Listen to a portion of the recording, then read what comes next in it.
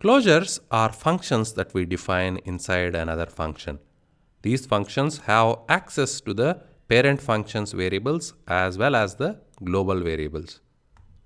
Create a new document, copy over the code from functions with return, paste it, delete, change the title to closures, save it as closures.html. Within the script, create a function fun1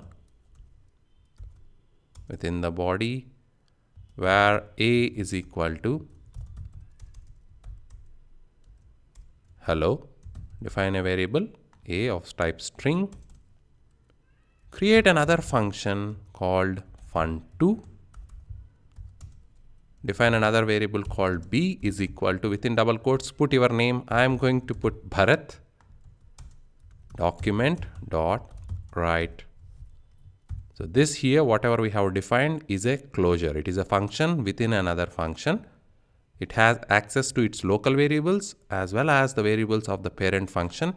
And if we define any global variables, it can access them as well.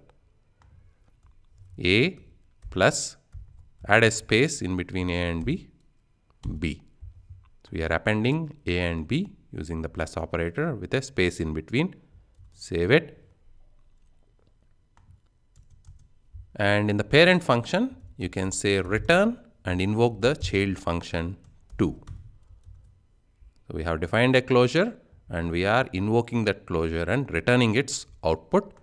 In the script block, we invoke the fun1, which is the parent function. Save it. Go to Finder, open closures.html in the web browser, and the output is hello space Bharath.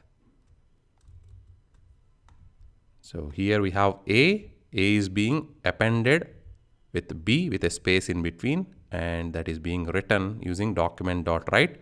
Whatever this function returns or whatever this function does, the output of it is being returned, and that is what is being displayed on the web browser.